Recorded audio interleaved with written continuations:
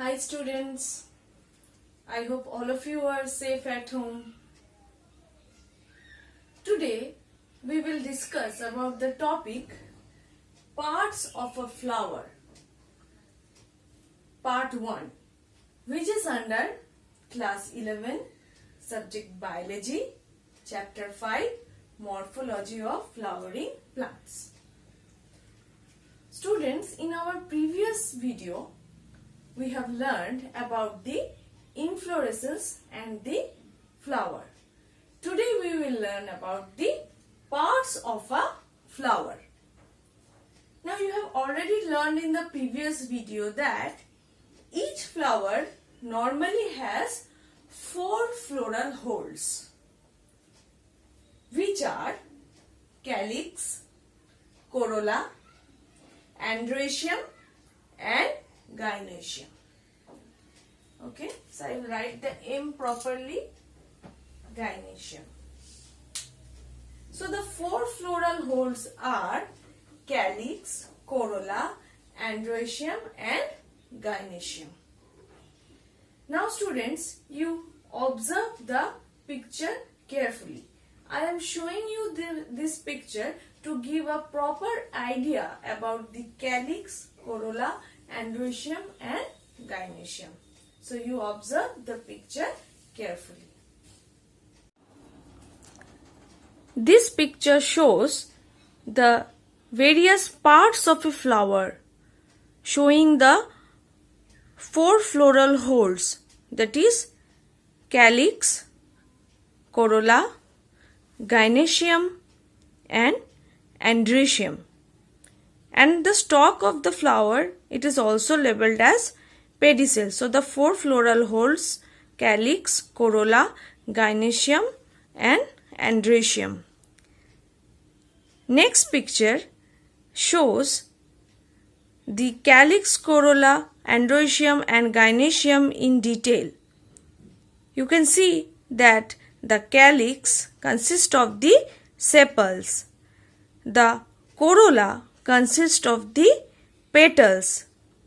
The androecium consists of the stamen, that is the male reproductive part of a flower, and gynoecium consists of the pistil, that is the female reproductive part of a flower.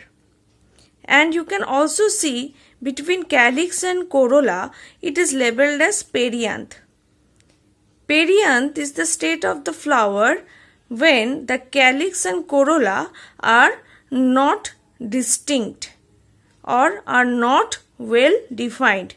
Then it is known as perianth. Apart from this, you can also see the labelings as the receptacle and pedicel. So I hope students you have got a clear idea about the calyx, corolla, androecium and gynoecium in the diagram of these parts of a flower. Students, in today's video we will learn in detail about calyx and corolla. In our next video we will learn in detail about androecium and gynoecium.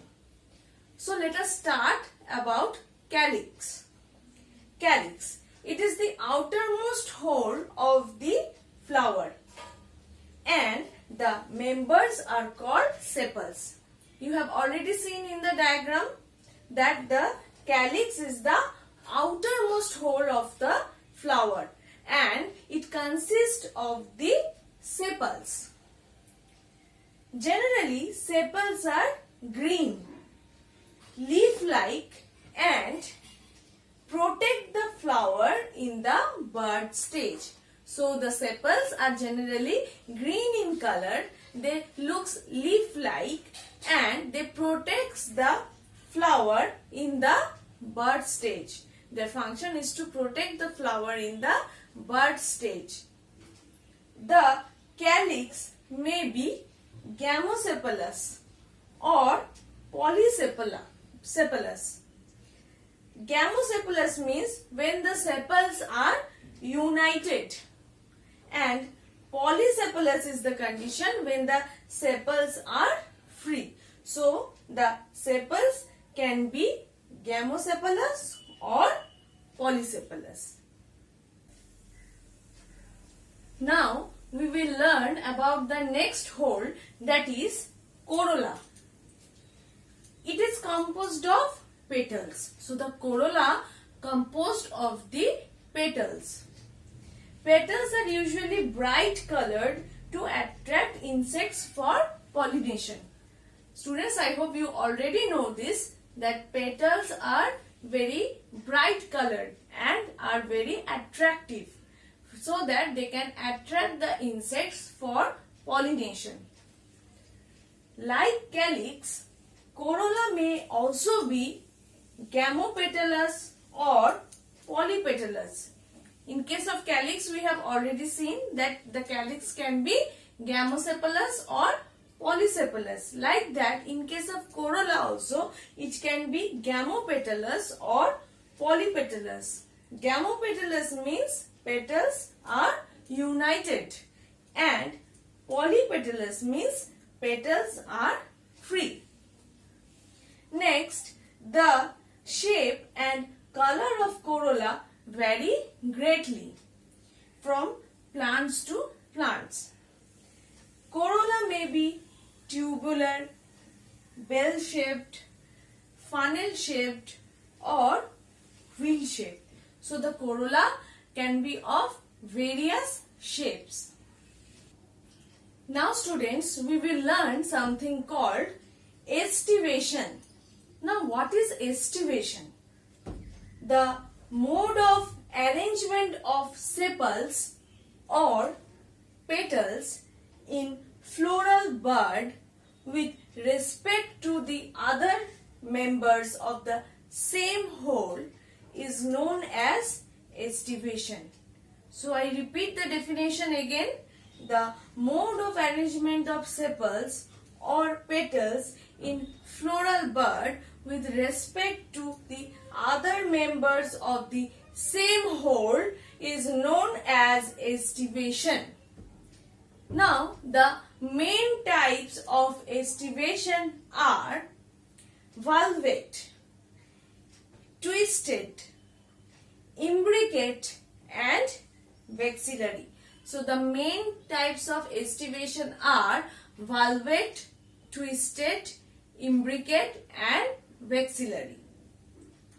When sepals or petals in a whole just touch one another at the margin without overlapping as in calotropis, it is said to be valvate. So when the sepals or petals in a whole just touch one another at the margin without overlapping, then it is known as valvate type of estivation. Next, if one margin of the appendage overlaps that of the next one and so on, as in case of China rose, lady's finger and cotton, it is called as twisted estivation. Next, if the margins of sepals or petals overlap one another but not in any particular direction, as in cassia and gulmohar, the estivation is called as imbricate. And the last one, in pea and bean flowers, there are 5 petals. The largest, that is the standard petal, overlaps the 2 lateral petals, which in turn overlap the 2 smallest anterior petals known as keel. This type of estivation is known as Vaxillary or papillonaceous estivation. So students, this is all about the 4 types of estivation, that is valvate, twisted, imbricate and Vaxillary. Now students, I will show you the diagrams related to these estivations. So you observe the diagrams carefully.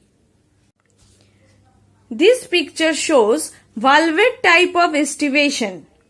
When sepals or petals in a hole just touch one another at the margin without overlapping, it is said to be valvate type of estivation.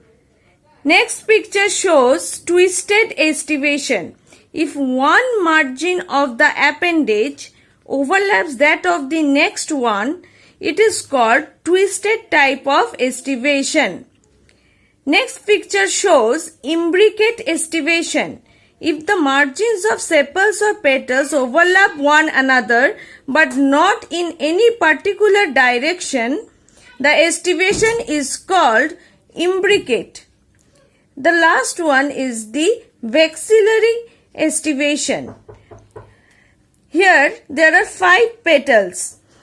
The largest or the standard petal overlaps the 2 lateral petals, which in turn overlap the 2 smallest anterior petals.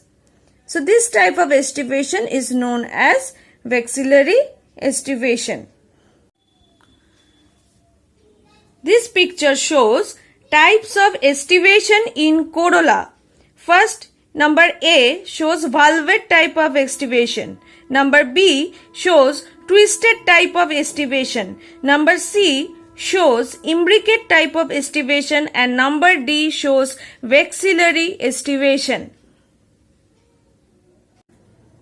So students, this is all about today's topic, that is parts of flower, part 1.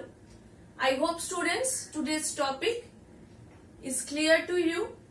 So study properly, keep watching the videos and stay safe at home. Thank you.